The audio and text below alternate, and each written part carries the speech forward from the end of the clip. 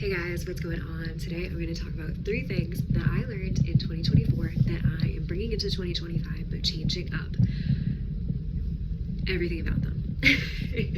So I'm taking the lessons that I learned in 2024 that no longer worked for me and changing them in 2025. I am shifting them a little bit. So I know for a lot of us, we probably had a lot of different things happen in 2024 and a lot of different lessons were learned, but I'm going to take the 3 greatest lessons that I got out of 2024 and talk about those because those are the most impactful lessons that I had in 2024.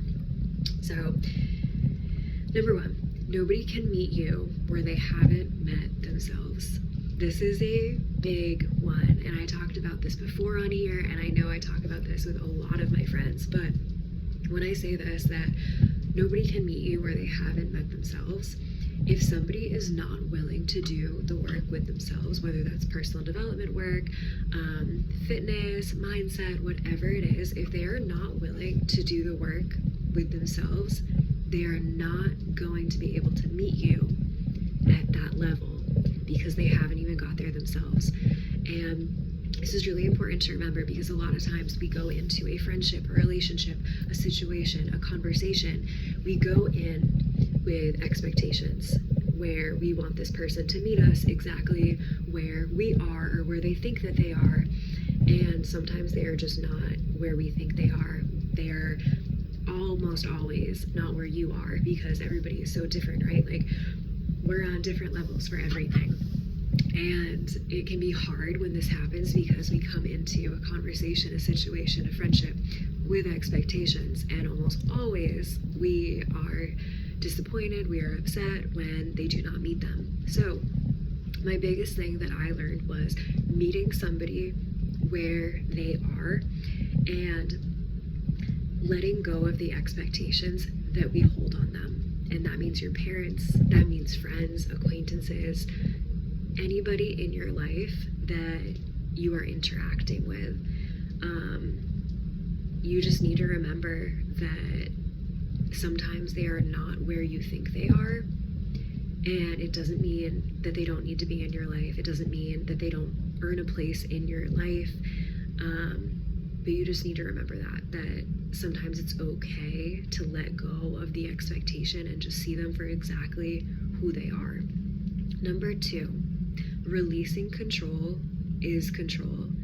I talked about this yesterday or a couple days ago where I was talking about how when you let go of trying to control everything, when you really let go, that's when everything is going to happen for you.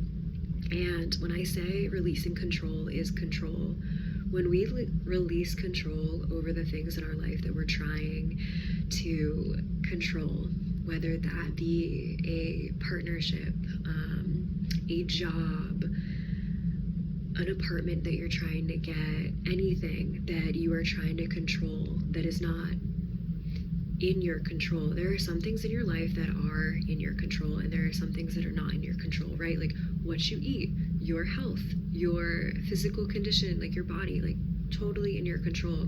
There's some things that are out of your control and you need to differentiate. I can never say that word. You need to know the difference between the ones that you can control and the ones that you can't control. And the things in your life that you cannot control, when you learn to release that control is when more control can happen. And I don't mean by you are not the one that is in control. I mean whatever you believe in, whatever entity you believe in, whether that is God, spirit guides, universe, source, angels, whatever higher power is your belief system, they are able to take more control because when you are trying to be all over of a situation or an outcome, they know that you're trying to control a situation and it's harder for them to figure out and do what they're meant to do. And like they're meant to guide us, they are meant to be here for us and support us in our best way and show us the way that we need to go and just get us to our most aligned, highest self on this little human experience of a journey.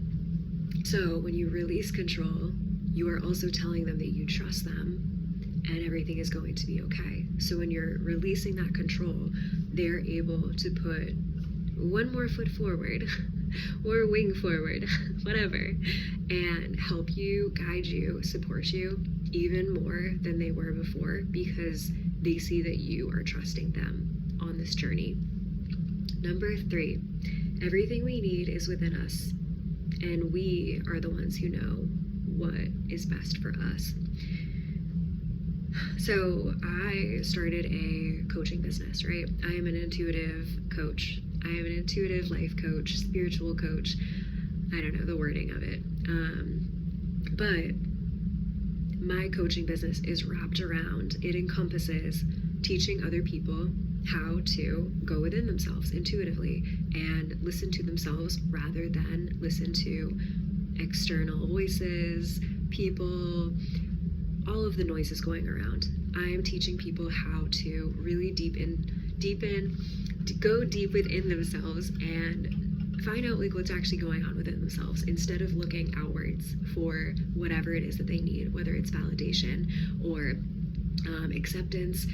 All of that is within ourselves, and when we are able to learn this and like really embody it, really embody it and go within ourselves, that is when life is exactly as it's meant to be, and that's when life is more aligned. That is when life is more free.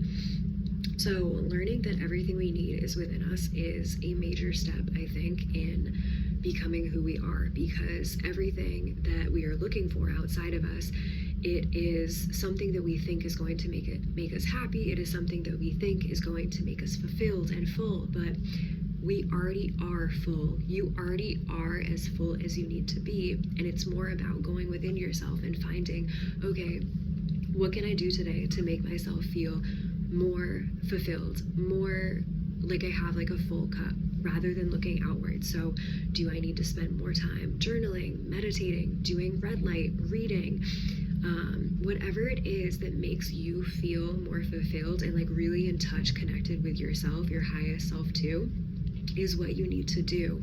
Because the truth is that everything we do need, we already have. We don't need anything else materialistic. We don't need a different job. We don't need a different house. Like, all of those things would be great, and I'm not saying that they don't benefit you in some sort of way. Like, I love like new cars, I love new clothes, I love new wellness products that are going to benefit my face and my skin and my hair and all of those things. I love those things, but I don't need them. I only want them. Like, they do benefit my life in certain ways, they do, but everything that we already need, everything that we already do have is what we need. And I think when we start realizing that we are whole exactly as we are, I think that's when we can show up in the world in a different way, in a different place, and it just changes like the energy of everything.